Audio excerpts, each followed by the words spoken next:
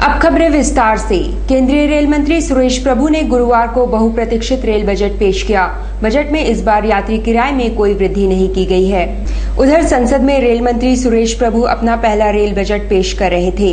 वहीं पूरे देश भर की निगाहें उनकी घोषणाओं पर टिकी थी। शहर के भी आम एवं खास तथा व्यवसायियों की नजरें भी टीवी पर टिकी थी।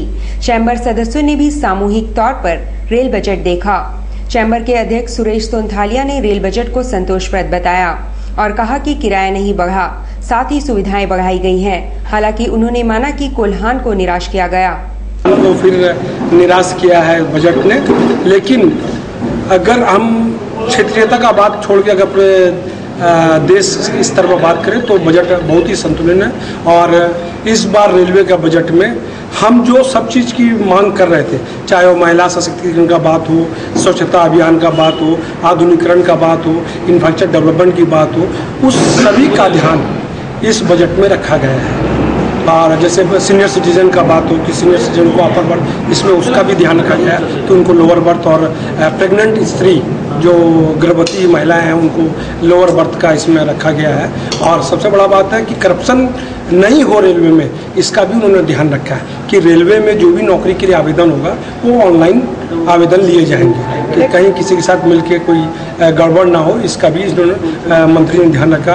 और सबसे बड़ा बात है, जो हम लोग का सबसे ज़्यादा समय रेल की जर्नी में लगता था, उसको भी समय को कम करने के लिए इन्होंने प्रावधान किया है।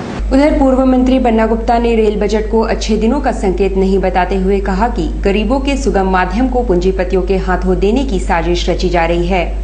पूर्व मंत्री बन्ना गुप्ता ने कहा कि रेल बजट में गरीबों का ध्यान नहीं रखा गया है।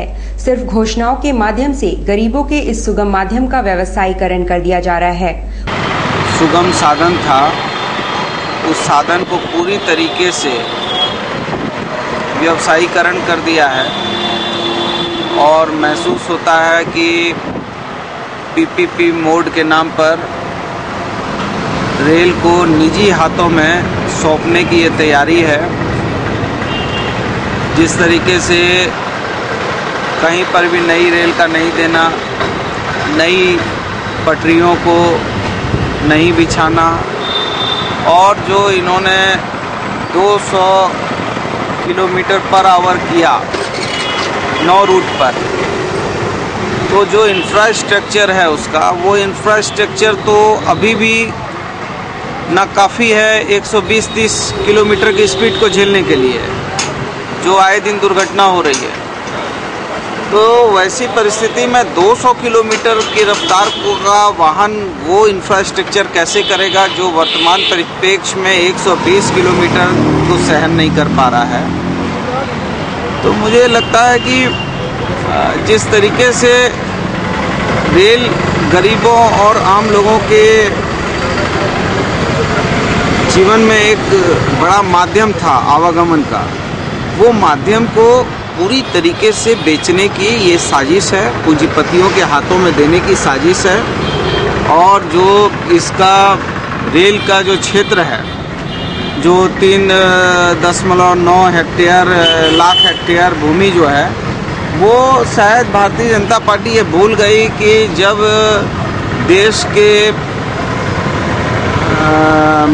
फिरंगियों ने इस देश की संपत्ति को लूटने का काम किया था, तो उस समय पर हिंदुस्तान के क्रांतिकारी उस संपत्ति को लेने के लिए जब जाते थे तो अंग्रेज़ों ने लाल पत्थर गाड़ के उसका सीमांकन किया था।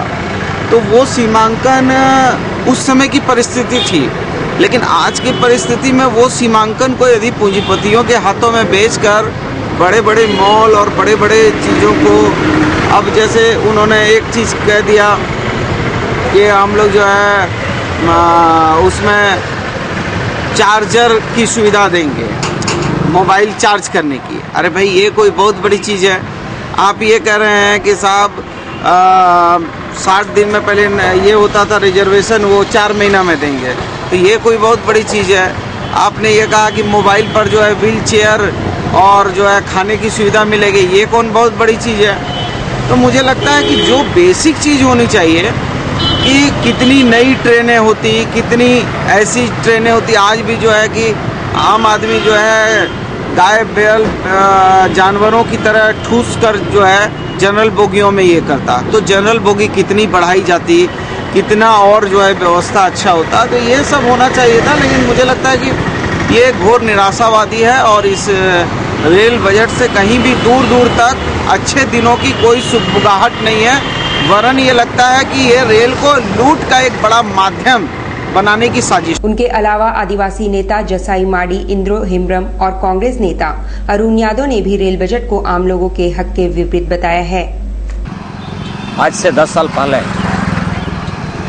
टाटानगर रेलवे स्टेशन के सामने बोर्ड लिखा हुआ था, उसमें लिखा था railway is the largest mode of transportation in India. मतलब रेल देश का ट्रांसपोर्टेशन का सबसे बड़ा माध्यम है और झारखंड में रेल रूट है बहुत, लेकिन इस बार का जो रेल बजट है ये झारखंड के लोगों के लिए, इस राज्य के लोगों के ये में नहीं है, फेवर में नहीं है। और जहां तक लगता है कि भाड़ा कम होना चाहिए था, तो भाड़ा तो कम नहीं हुआ। और एक सामान्य व्यक्ति, सामान्य देश के जो मध्यम वर्ग के लोग, नीचे क्लास के लोग, वो अक्सर रेल को ही अपना ये करते हैं, वो फ्लाइट में उड़ नहीं सकते। तो ऐसा सरकार अगर इस तरह ये करेगा तो ये हम लोग चाहेंगे कि ये पूंजीपतियों का, वैसा बड़ा कॉर्पोरेट घरानों का ये सरकार है और उन्हीं के लिए ये बजट बना है। अब नरेंद्र मोदी जो हम पूरी तरह से हम बकवास मानते हैं और भारत की जनता को उल्लू बना रहा है रेल मंत्री। उनको पता होगा मोदी का जो प्रधानमंत्री का सफ़र है, किस ट्रेन का सफ़र से दिल्ली पहुंचा है, उनको पूरी तरह से वाकिफ है। और वो बोलता है कि बुलेट ट्रेन और रेल के क्षेत्र में क्रांति ला देंगे, ये कतई संभव नहीं है। उनका उसका कोई रणनीति नहीं है, उसका कोई स्ट्रक्चर नहीं है, कुछ भी नहीं है। आदमी जो दैनिक जीवन में दोपहर का खाना खाता है ना, उसका तैयारी उसका पहले दिन से होता है या सुबह से उसका तैयारी होता है, तब जाकर दोपहर का खाना खा पाता है। और कुछ तैयारी ही नहीं है, और अगर तुरंत हमको भोजन परस को दे दो, संभव है क्या? ये हो ही नहीं सकता। और पूरे मोदी विकास के नाम पर, अच्छा दिन के नाम पर पूरा लूट लिया। रेल बजट में कुछ रहा ही नहीं, लगा काम ही नहीं किया, आके बजट पेश कर दिया, ना कोई ट्रेन दिया, ना कोई नया रूट में बढ़ाया ट्रेन, ना कोई सुविधा का बढ़ाया, सारा चीज़ वहीं का वहीं रह गया थे। हमको लगता है वो काम ही नहीं किया बजट पे। मानगो के व्यवसायी जसबीर सिंह भाटिया 3 दिनों बाद सकुशल अपने घर लौट आए हैं। इससे उनके घर में जश्न का माहौल है। मानगो के व्यवसायी जसबीर सिंह गत 3 दिनों से अपने घर से रहस्यमय ढंग से लापता थे। परिजनों ने उनके अपहरण की आशंका जताई थी। गुरुवार को वे सकुशल घर लौट आए। इससे परिवार में खुशी का माहौल है। श्री भाटिया ने कहा कि उन्हें किसी से शिकायत नहीं है, वे स्वयं ही आसनसोल चले गए थे। हमको खुद समझ नहीं आ रहा, माथा इतना जोर घूम रहा है ना, कुछ बातचीत करने समझ नहीं आ रहा। मैंने कहाँ गए थे? स्कूटर कहाँ रखे थे?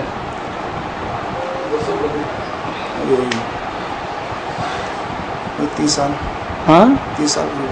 कौन सी गाड़ी है? बजाज। कहाँ रखे थे? स्टेशन में। तो क्या बोल के निकले थे घर से आप? कलेक्शन में निकले थे। फिर कहाँ चले गए कलेक्शन में? कलेक्शन में निकल गए थे। फिर कहाँ रुके थे कितने दिन? नहीं, कहीं नहीं रुके, स्कूटर में था। स्कूटर जाकर। हाँ, मतलब कहाँ सोते थे आप? नहीं, सोना कहाँ था, रात में गाड़ी में ड्राइविंग वगैरह करते रहते, तो रात को फिर प्लेटफार्म में था। आसनसोल में बता रहे थे ना। आसनसोल कौन रहते हैं आसनसोल में आपके? यार वो रहते हैं आसन। कितने बजे? दुकान से निकले। आसनसोल कितने बजे पहुँचे आप? शाम को हमको लग रहा 8 बजे गया था, 8:30-9 बजे गया था। गाड़ी से चले गए आसनसोल? श्रम कानूनों में मजदूर विरोधी संशोधनों, भूमि अधिग्रहण संशोधन अध्यादेश के विरोध में तमाम श्रमिक संगठनों के लोगों ने उपायुक्त के माध्यम से माननीय प्रधानमंत्री को ज्ञापन सौंपा है।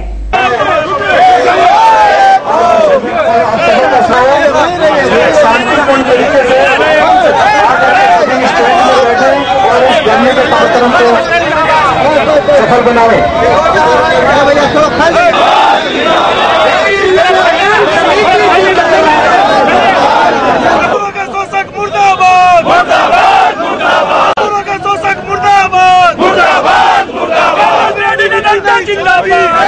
ट्रेड यूनियन के लोग सब लोग मिल करके राष्ट्रीय स्तर पर ऐसा निर्णय लिए हैं कि हम लोग पूरे देश में आज मजदूर विरोधी नीतियां जो है सरकार की, उसका खिलाफ करेंगे। जमशेदपुर में भी उसी लाइन में हम लोग सभी ट्रेड यूनियन के लोग, जितने लोग सामने आप देख रहे होंगे, कोई ऐसा ट्रेड यूनियन जमशेदपुर का नहीं है और हमारे लीडर्स नहीं है जो यहाँ इकट्ठे नहीं हुए। हम लोग सब मजदूर विरोधी नीतियों के खिलाफ यहाँ आंदोलन करने आए हैं और अभी हमने मेमोरेंडम तैयार किए हुए हैं और हम लोग जाकर के DC साहब को देंगे और ये लगातार हम लोग चलता रहेगा, ये आंदोलन देश में चलेगा। उधर दूसरी ओर भारतीय संथाली बॉयज फेडरेशन द्वारा SDO को ज्ञापन सौंपकर जादूगोगा थाना प्रभारी द्वारा दुर्व्यवहार की शिकायत की है। दार्शनिक संगठन है जो माझी परगना का संगठन है, उसमें हम लोग अपने 1 तारीख को एक प्रोग्राम करने वाले हैं चापड़ी में, जो जादूगोड़ा पुलिस स्टेशन के तहत आता है। तो उसमें हम लोग अपना सूचित करने गए हुए थे हमारे सब इंस्पेक्टर के पास। तो हम लोग जब संताड़ी में बात रखे शुरुआत में हमारा जो संगठन का नियम के आधार पर, तो वो लोग अपना इस भाषाओं के प्रति कोई लिहाज नहीं रखे और इसके बदले में बहुत कुछ गाली गलौज भी दिए। और हम लोग ये क्वेश्चन रख रहे हैं सभी के पास कि अगर हमारे एरिया पे कोई भी अगर प्रशासनिक विभाग से कोई आते हैं तो अपना इस संताड़ी भाषाओं को कोई लिहाज क्यों नहीं रखा जा रहा, उसका इज्जत क्यों नहीं किया जा रहा। अगर इस तरह ही अपना इस संताड़ी भाषा में उतना नफरत बनाया जा रहा है तो अनुसूचित 8वां अनुसूची में इसको जो शामिल किया गया है उसका बदले में क्या इसका अनुभव हमारे प्रति मिल रहा है। आम आदमी पार्टी द्वारा अपने पूर्व घोषित कार्यक्रम के तहत उपायुक्त कार्यालय के बाहर प्रदर्शन किया गया। वे भूमि अधिग्रहण अध्यादेश का विरोध कर रहे थे।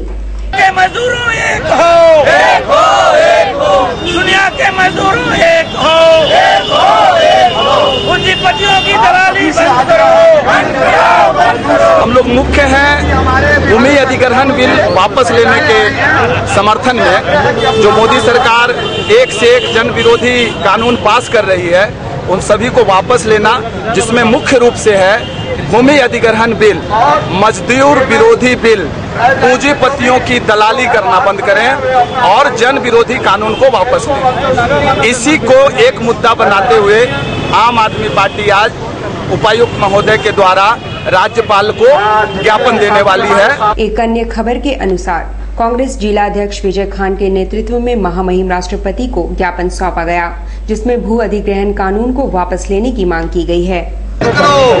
आज जिला कांग्रेस कमेटी हमारे वरिष्ठ नेता श्री SR जी छब्बन जी के नेतृत्व में और हमारे कांग्रेस के प्रत्याशी पूर्वी श्री आनंद बिहारी जी और हमारे सारे साथी जहां भी खड़े हैं, अवधेश जी हैं, अखिलेश यादव जी है, प्रिंस जी हैं, सबके नेतृत्व में हम लोगों ने आज एक ज्ञापन राष्ट्रपति को दिया है, जिसमें हम लोगों ने यहाँ का जो वैट अभी पेट्रोल और डीजल पर बढ़ाया है इसके वापस लेने की मांग की है। दूसरा, श्रम संगठनों में जो कानून है उसमें बदलाव किया जा रहा है, उसका विरोध में हम लोग किए हैं। और भूमि अधिग्रहण बिल, इसमें भी संशोधन किया जा रहा है पिछले रास्ते से, उसका भी हम लोगों ने विरोध किया है। इसको लेकर के हम लोगों ने राष्ट्रपति को नाम एक ज्ञापन माननीय उपायुक्त को दिया है आज, और हम लोग को आश्वस्त हुए हैं। दूसरी ओर संपूर्ण घाघिड़ी विकास समिति द्वारा ज्ञापन सौंपकर रेलवे की भूमि पर बसने वालों को भी लीज क्षेत्र में लाने की मांग की गई है। तो होना चाहिए। संपूर्ण घाघिड़ी के बैनर तले गरीबों के आवास की मांग को लेकर माननीय मुख्यमंत्री महोदय के नाम DC महोदय को देने जा रहे हैं। हमारे क्षेत्र में बहुत से ऐसे भूमिहीन परिवार है जिसके पास आवास रहने का छत नहीं है, और सरकारी भूमि में जो बसे हैं उस सबको भी मालिकाना हक दिया जाए एवं रेलवे की क्षेत्र की जमीन में बसे हुए हैं सभी को लीजकरण किया जाए।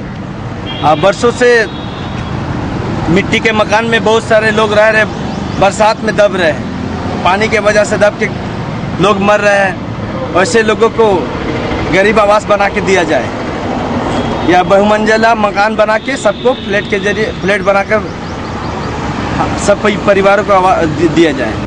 साक्षी गोलचक्कर में यूथ कांग्रेस द्वारा भूमि अधिग्रहण अध्यादेश के खिलाफ गुरुवार को प्रधानमंत्री व मुख्यमंत्री का पुतला फूंका गया।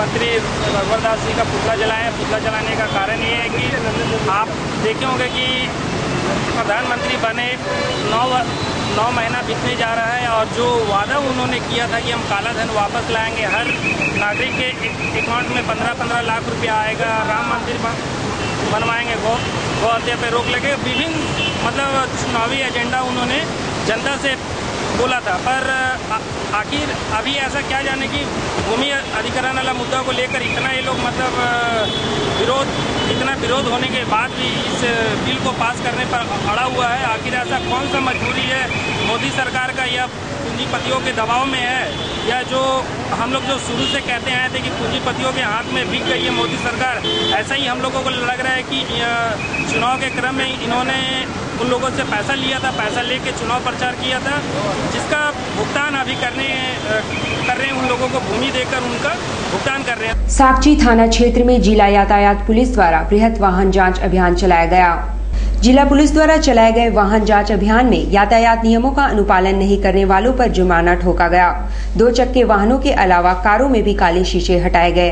कट रहा है चेकिंग, बिना हेलमेट के गाड़ी पकड़ा रही है, काला शीशा और बिना नंबर प्लेट के जो गाड़ी है,